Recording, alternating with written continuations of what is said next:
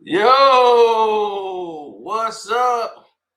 Casino Rush from the hood. What's up? Patreon's its own. When I told y'all Tina Knowles was the worst one, y'all didn't know what it was like. Okay? Y'all had no idea who Tina Knowles truly is and why this is so important, what you're about to hear. Matthew Knowles exposed it all. Just that nobody was listening when he was talking about his wife, Tina, and the way he grew up, being a dark-skinned man. That colorism played a whole big part into his own daughter's success. And he was aware of it for years. That's why he did it.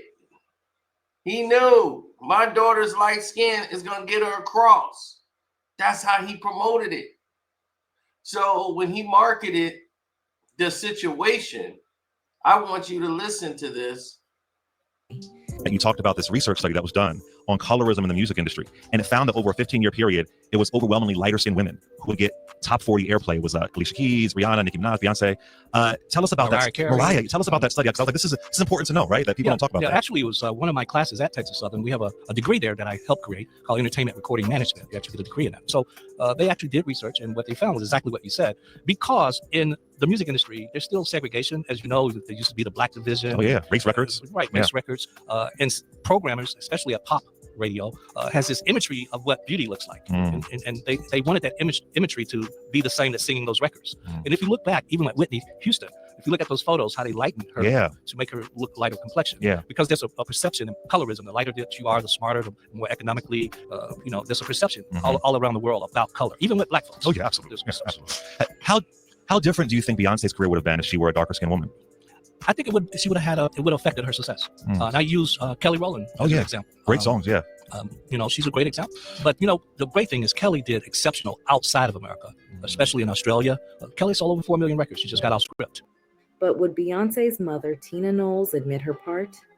Word on the street is that Tina Knowles, also born as Celestine, is a colorist herself. A complete colorist. She is a racial colorist. That's what she's done. She told this young other singer that was coming up that was black, I don't want her around. I don't want that black girl around, that dark-skinned girl. She does not like dark-skinned women. She only tolerated Kelly because she was subservient to Beyonce. And they adopted her in and molded her mind to think in the mind of colorism. And as long as she put Beyonce first, that's all that mattered. Tina was born into that. Matthew Knowles, as a young man, his mother would tell him, don't bring no nappy-headed black girls up in here. Dark-skinned girls, like she had a colorism problem and she was black. So it's psychologically programming you to hate yourself.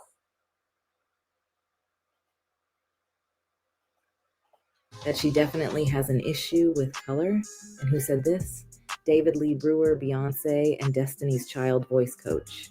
Yep. When Destiny's Child, who were going by Girls Time then, was starting out and they were in the process of grooming the young girls for success, there would be several members in and out and in rotation until they could find the ones that meshed together. The original lineup was Beyonce, Kelly Rowland, Ashley Tamar Davis, Latavia Robinson, and Latavia's cousins. David worked with the girls, and oftentimes he found himself having to vouch for the darker-skinned girls in the group against Beyonce's parents, especially Miss Tina. And apparently, Mr. David does not like Tina very much. And he makes sure to call her Celestine because he emphasizes that he is not her friend, so he'll just call her by her government. He lets it be known that while everyone hates Matthew, he said the real devil was Celestine, that she was a colorist and very manipulative, often using Beyonce as a threat against him. Unfortunately, he allowed Miss Tina to manipulate him into hurting one of the dark-skinned girls of the group, and it was a decision that haunted him for years. In 2021, on Ashley Tamar's podcast, she invited David to discuss her short time in the group. He's the one that spills all the tea about the disgusting colorism plaguing the developing group. Here's what he had to say. I'm so excited to bring you guys this podcast. It was very emotional for me, as you will hear, because some of these things, this is my first time hearing since I was 9, 10, 11, 12, 13, when I was in the group. But healing comes from just knowing the truth, and, you know, restoration and forgiveness is where I just currently and always reside. So I ain't got no hard feelings. I'm just going. You know me, and I'm a straight shooter. Even when you were studying with me at 9 years old, I don't believe in treating children like children. I required work. And so I'm going to shoot straight. I got to Beyonce's house because Beyonce's mama manipulated me. Period. That's it. Wow. She wanted me to, basically it was to serve her because, she ran her salon and it was difficult getting Beyonce to her lessons because she couldn't leave clients, and if client was late or it would just throw everything off. And so it became a problem for her to get Beyonce to the lesson. And of course, that was something that she didn't want. And the fact of the matter is she couldn't depend on Matthew, her husband, because there were many times that I had to take Beyonce home because Matthew just wouldn't show up to pick her up. He was late always, getting her to the lessons. And so when her mother asked me, I said no. And then I saw the movie Farinelli about the castrati, which is the first male soprano, this very famous male soprano who had been, through the use of castration or the art of castration. It's not really an art, but anyway, you know what I mean. He was able to preserve his soprano voice. And he had a teacher by the name of Poporelli, I think. And this man moved him into the house because Farinelli's father died. And so he became kind of like the mentor of this kid. And so I thought, maybe I could have more influence if I actually moved into the house. So I went over to the apartment and took a look at it and fell in love with it. It was nice and airy, and it was in a very nice neighborhood. It was around the corner from my church, St. James Episcopal on Southmore. And so I thought, okay, I'll do it. And then I moved into the house, and I would say 2 months after I moved into the house, her mother started with manipulation and all kinds of things to get me to do what she wanted me to do, and calling me her little brother, and it turned out to be that I'd stayed in that house maybe about 7 years before I left. And then I moved to New York. So that's how I actually got to that house. It was through manipulation and through self-serving. That is so crazy. I'm sure that shocked everybody listening. Yeah, I mean, I just remember just being in, because I loved the house. Like, to me, it was a big house, as a little girl. Like, I was like, wow, this house is big. And I remember it being an apartment, like, connected to the house. And I remember thinking it was so cool because it had, like, a little upstairs. And I remember we would come over there. That was, like, our little playpen. You know what I mean? Yeah, y'all just tore my house up. I remember we did. It was always bad. Like, I remember Solange would tear it up. Shane, my brother Sean at the time, time. Like they were both little bitty kids. Yeah. Oh my and they God. would just like oh my God. mess up your apartment. And it was already small, but it was so cute. It had a kitchen, had a balcony. Like I just remember all of that. So it was really nice. It was, Sean. I wrote the book. I wrote a book. I do know, and you know who told me about the book? LaToya Luckett's mom. That's how I knew about the book. LaToya, Pam told me, and I was like, wait, who wrote this book? And then she sent me screenshots of the book. She sent me 10 or 12 pages of what you wrote, and I was crying on the first page. I was like, I cannot read this. Like, I was in tears reading what you wrote in the book. Oh, my God. Oh, I hope that you liked it. I really do. I did, but it was just so much because that's a childhood memory. That it's not that I want to forget because the girls never did anything to me. I just remember how my parents were feeling, and kids can always feel, anything that's happening in their household, regardless if it's with them or with their parents or amongst their parents or something at work, or you can feel that energy. And I just remember feeling that for 2.5 years, just straight. And then, so when I started to read your chapters, I just started crying because I was like, this is what happened. Like it was like an opening thing of like a portal of like, okay, I don't want to know right now. And I just didn't read anymore. Oh my God. Yeah, it was. I mean, and again, Beyonce's mama is the reason that was a big mess. Everybody thinks in the world that Matthew is the devil. Matthew's not the devil. Matthew is simply what you call a butthole.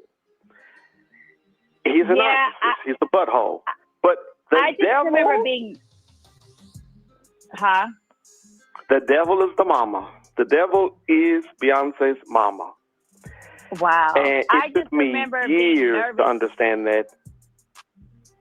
Years to understand it. So when you left, like what? So tell me about, because I still don't even know, because I left before you left, right? Yeah, you were still there. Yeah. And there's a chapter in the book. And let me get to it. I have the book right here. Okay, hold on. And I just read just a portion of it for your fans. The meeting became heated with arguments. Ashley was to be minimized. Okay. Yeah, there was a huge fight, and your mother was fierce. Your mother was fiercely protective of you, as mothers should be.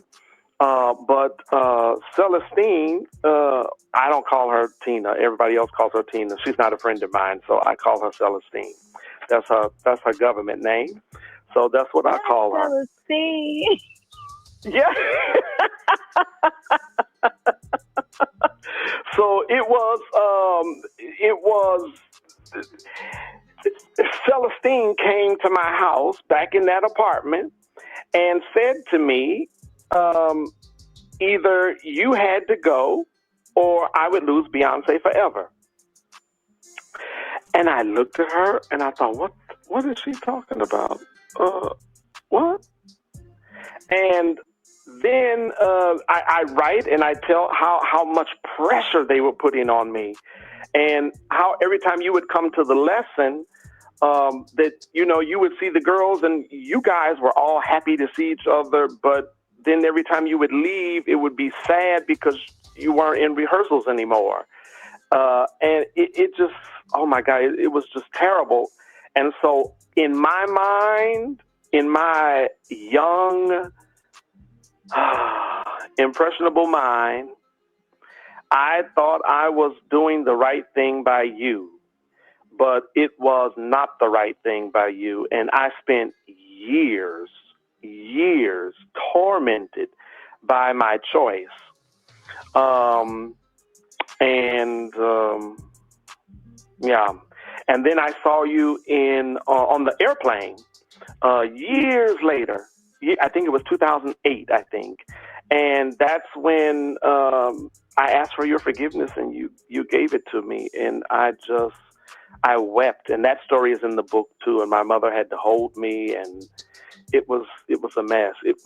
I think that's the only thing. You remain the only thing that I've ever done in my life that I'm ashamed of. Kicking you out of that, or kicking you out of my studio. Yeah, you remain emotional. Like, I didn't know all that, you know? It's true. It's true. I'm just going to read just a little bit. The next time Carolyn called, I did something that ate at my soul for years. I dropped Ashley from my studio. I told myself I did it to protect Ashley. I even tried reasoning with the Knowleses, but in truth, I feared disobeying God. I felt that I understood why I had been put in Beyonce's house. I intended to follow orders, the clear message I had received through the aid of my still small voice. We were doing an incredible work. Perhaps it was better just to move on. I rationalized to fill the hole that Ashley's departure had created. Ultimately, it was my ego that forced my shameful decision. Too much had been invested, I thought. In hindsight, I realized that I could have walked away and taken Ashley, Kelly, Latavia, and her two cousins with me, but I didn't. I had been sucked in totally. Days later, Celestine could see that I was still upset about everything and that it was diverting my attention. Matthew had passed on the good news that I had dropped Ashley. Coming back to my apartment to tell me that I had made the right decision, she told me it was just as well. Now, I don't know if I want to read this part because this is what she said to me, and it's really nasty. So I don't know if I should read that.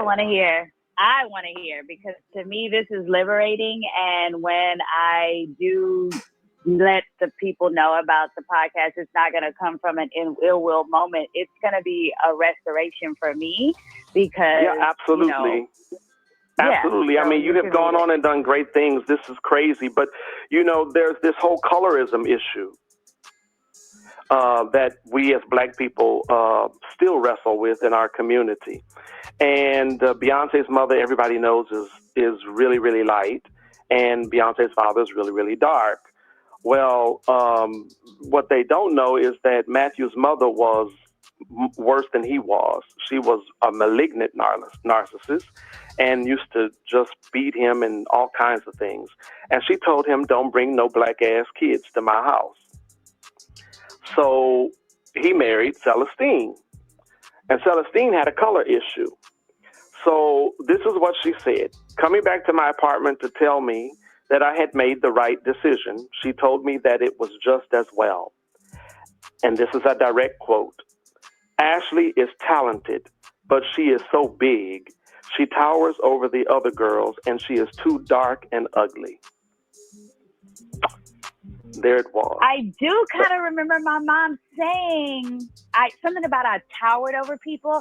And I remember telling one of my business partners today, we talk about colorism a lot. And that's just so interesting that you bring that up. And I'm going to bring it up for the first time. It's real. And it's bullshit. I don't even cuss on my podcast, but it is real and it's bullshit. I was even telling my business partners how I can go in for an audition, but if they've already casted the lead role as a Caucasian girl, if I come in naturally just beautiful, they're not casting us anymore. They're going to get the girls who are either heavy set or the ones who have like short hair that look close to a man or something like that. But they're not going to get the women that came up in my generation. Like all my friends are just naturally just beautiful Black girls. They don't have extensions. They don't have anything like that. I know even friends who kept going out for roles when their hair was bone straight. But once they took it natural, all of a sudden they were getting booked. And so it is I'm so glad you're saying this, and I could cry. Like, I'm probably going to do a video after this because I want this to go with the announcement of this. But colorism is a real deal. Even when people are like, well, why did they get Michelle and not da-da-da? And I don't say much. I don't say much because I discerned what it was for me. So I knew what it meant for Michelle. You know, Beyonce was the only light person allowed. Well, I knew that, but once again, even now, Matthew kind of brings it up. If Beyonce wasn't light skinned, she wouldn't be where she is, and it's just like almost like accordion slips that he's giving away.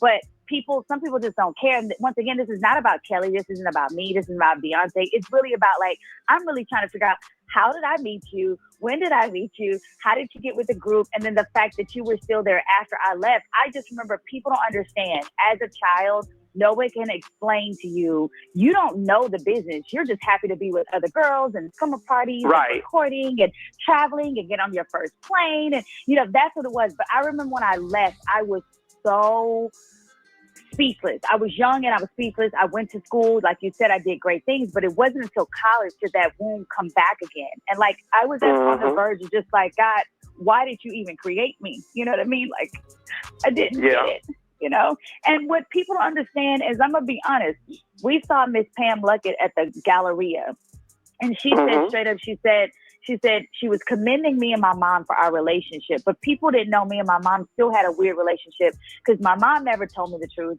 and then I wasn't asking for things. So every time she would call, I'd be like, what does she want now? And I didn't know I was just bitter. I didn't know I was bitter for years. Yeah. And one day she's telling us, she said she feels like LaToya walks up a mountain with grenades being thrown at her back. And I knew what she was saying. She was saying, because and I'm going to be honest, she said the same things you were saying. They were like, if you put LaToya on this show, you won't get Beyonce. That manipulative thing, to me, I don't care who you are. I don't wish you on my worst enemy, because I feel like there's so much that's against us. So when we keep doing it to each other, today, in today's economy, I am so, half of the stuff that I've gotten today, David, has been people that don't look like me. It's not been the people who've been for me. If it was up to that, I wouldn't be where I'm at. You see what I'm saying? Yeah, so we heard each other. We heard each other. Yeah, and the colorism is a big deal. It is a It's huge. deal. It's huge. This podcast episode with Mr. David Lee Brewer was very spicy and informative. And let me tell y'all, what you heard ain't even nothing but the tip of the iceberg. Because since she's gotten power and she's built Beyonce into this colorism shit, this is why she didn't want Beyonce to date a dark-skinned man like she did. She took Richard Lawson, who is her ex-husband. She was cheating with him the whole time she was with Matthew. Matthew ass was hooked on crack. He was doing coke. He was a cokehead. That's why he would disappear and be doing coke all fucking day and be late picking up Beyonce. And they went and got the guy. He was fucking went from coke to crack. And he was cracked out of his fucking mind one day and was like, I'm doing the best I can. I'm providing, you doing all this. And she was all nerved out. She used to do her little bumps of coke too and go out here to these parties with her little clients. That's where she met Richard and all that shit. And Richard was a little snow boy too. He hung out with all these white boys all the time, and Richard act like a white boy, Richard Lawson. And man, she just loved his curly hair and says, oh, I think you have like French and something in your family too. And she was throwing her and flirting with Richard the whole time that they were auditioning and all this shit. Beyonce and them didn't even take off yet. None of the girls. And they would go behind the fucking bleachers and fuck around. And they got caught by that same guy. Now, it don't stop there. Tina Knowles was known for going out, and she got a divorce because she didn't want to hurt Beyonce's brand. With her and Matthew, they weren't even together no more for years. So before the Richard shit started happening and the affairs they were having on the side, Matthew was already out. But once he started creating other babies, that's when it became a problem. And they got to divorce and everything was private and he was not going to be in charge of Beyonce no more. You know, she had to fire Matthew, which was the hardest thing she ever had to do. But if he would have contested, then all this shit was going to come up about his drug habit, him with these fucking women and all his other shit he was doing. So Tina liked that Jay-Z was light-skinned. She liked he was light-skinned, but she thought he was too old and mature for Beyonce at that time because she's too immature. and don't know how to really be with a man that old, so she don't want her to be manipulated. She thought that there was another guy out there for you. Like, I don't know about a rapper. Like, why don't you get with an R&B singer or somebody of that stature? But she was like, she didn't like none of these guys. But she said, well, you can try dating this guy. You know, he seems to be smart. At least he's rich. Like she said, you don't have to take care of. Most of these other artists, you don't want to be with a man you got to financially take care of. So this other guy who was a suitor, she didn't like the idea of him being involved.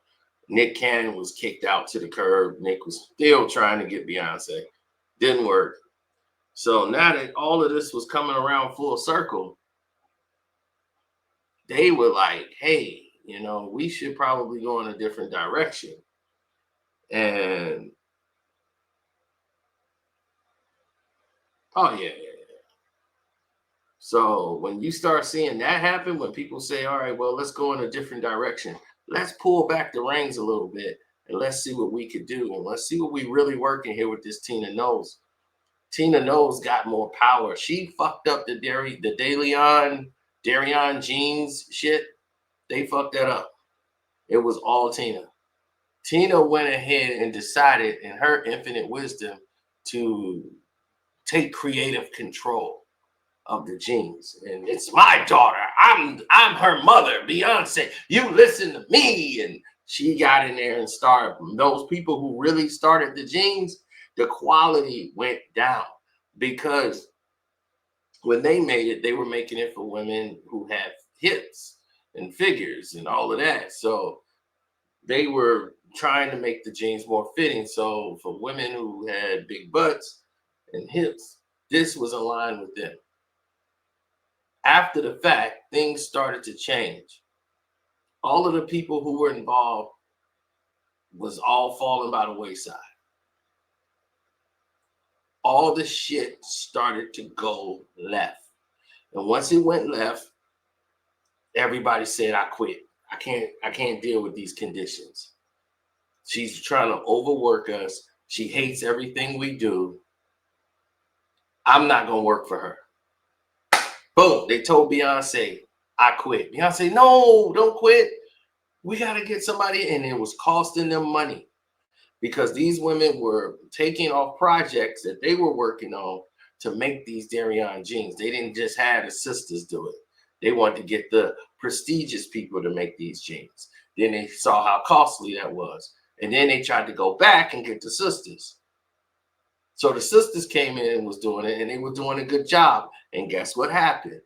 Tina showed up. Now, where is Solange in all of this? That's what people are asking. What about Solange? Well, Solange is not who they really looked up to. She wants Beyonce to be the princess of everything, and Solange was thrown to the side. Even Jaguar Wright stumbled on this, and she was right, but she just didn't know how right and how dark and how deep the rabbit hole really goes. As Matthew is all fucked up and was out here trying to fuck some of the girls when he was out there on crack. Now, here's the thing. This is after, you know, they've had success and was bringing in the newer girls. Not when they were kids. But Solange was always told to just serve Beyonce. And if you serve Beyonce, you'll be treated well. Just serve your sister. And this beef has been going on for a long time. As Solange wants to be her own person, she doesn't want to be subservient to fucking Beyonce. She's the creative person. She's the talent. Now, you can like, share, subscribe, and all those wonderful things, but she's not been a part of her since the Renaissance tour where they appeared on stage when she danced with her sister, but they had a big falling out. And even Mom Tina has chosen Beyonce's side over her sister, Solange. Solange does not want to go down the route of Beyonce. She does not want that in her life. She's more attached with her Afrocentric side. Beyonce isn't. And this is the last time you've seen her out supporting her sister. She went on stage, she got a speech, and did not even congratulate her sister, who does not want to follow through this demonic voyage that they're on. And that's the problem that they have here. Beyonce thanked every single human being except her sister, even her dead cousins and everything. And Jay-Z, as he finally got his way and got Solange out of there, they have Adele in their group now. It's just really, really a fucked up situation. And for Solange, she's used to it. So she don't care. She's out.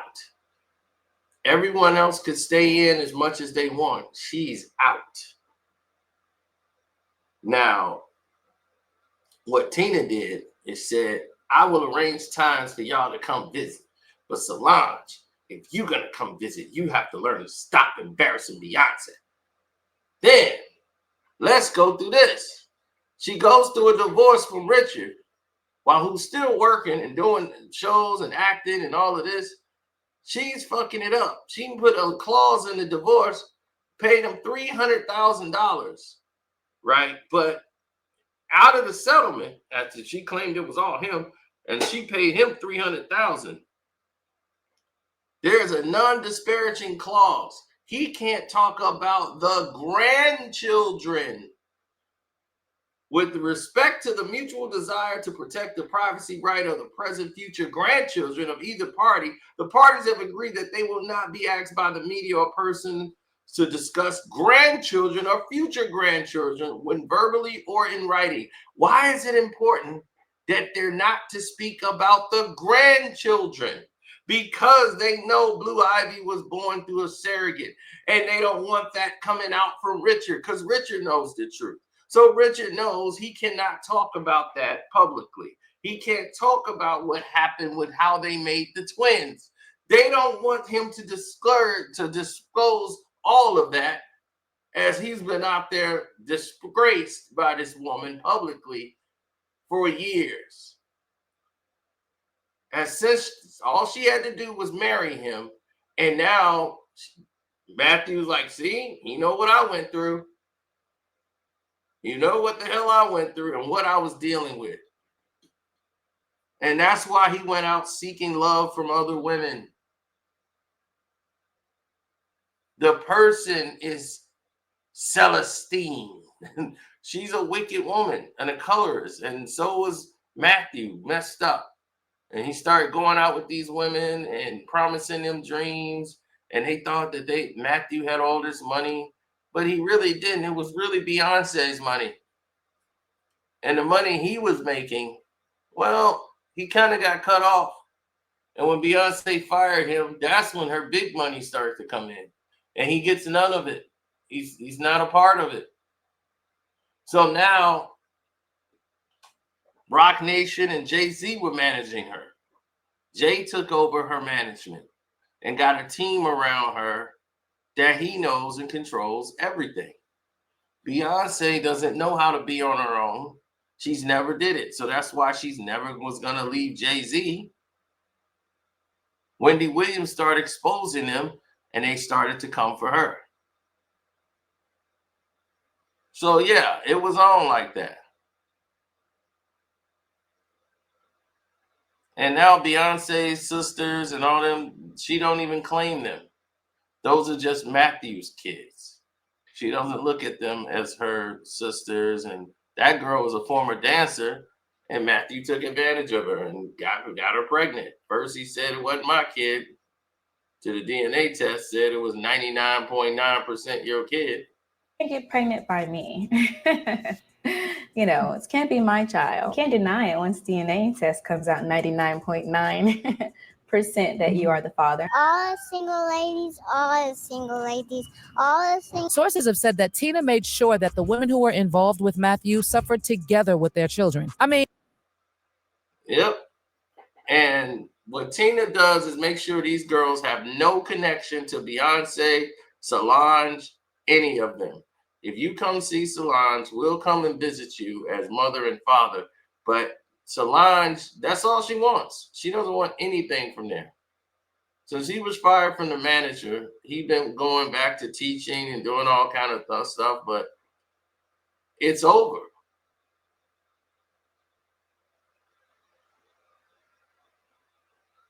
Now, they've called David Lee Brewer a liar, but never went to sue him for anything that he said in the book.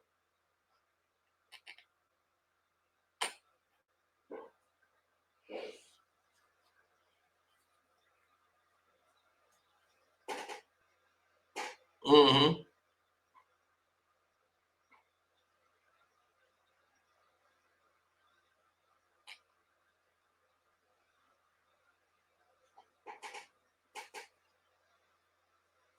Well, he recognized that she was with Richard Lawson first.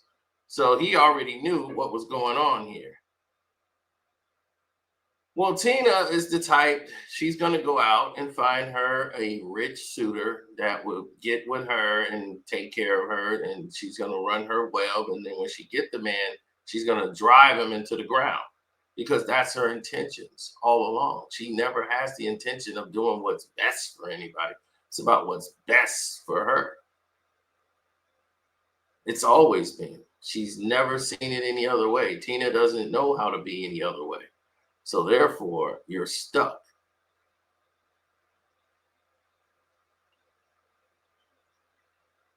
As the rubber meets the road, we shall see what is more important. Some people are very ignorant to the facts. Like they take for granted the ability to just chew solid foods. You know, it's some things that people just don't understand. Now, Destiny's Child and all these other women that came along, you know, one woman said, hey, he tried to sleep with us. And, you know, he tried to make his advances at me, you know, told him he's the manager and everything. Fair. That's why she was in the group for a very little time and they made it look like a medical emergency while she was out the group, you know, and it is what it is. We've seen it. Or whatever, but I've never missed a show ever. And like I said, if I would have missed the group, then they would have kicked me out. So you can't say I'm missing shows if I'm no longer a part of the group anymore. That's a lie. Bold-faced one. But guess who? So the thing is saying that she kept missing shows and because of her illness, so they eventually had to let her go. She didn't miss any shows. And these lies were the reason why these things and situations were going on. And while this whole process was happening with Matthew and Celestine, who he met and brought around, and see the thing about Celestine, Tina Knowles, she liked dark-skinned men. She wants to make them like subservient to her. But she doesn't like dark-skinned girls. It's the weird colorism thing in her that just doesn't make any sense to the real world. But this is what we talk about constantly here on the Patreon and the sickness that goes along with that. And hopefully, you know, Beyonce can grow out of that and deal with this wickedness that's been going on. They don't pass it on to Blue Ivy, who's been groomed to brought up to be a walking commodity, a product, a brand, just like Beyonce was. And she just did the same thing to her daughter. Oh, well, technically, no. But yeah. So anyway, I'm going to get up out of here. We rolling and we out.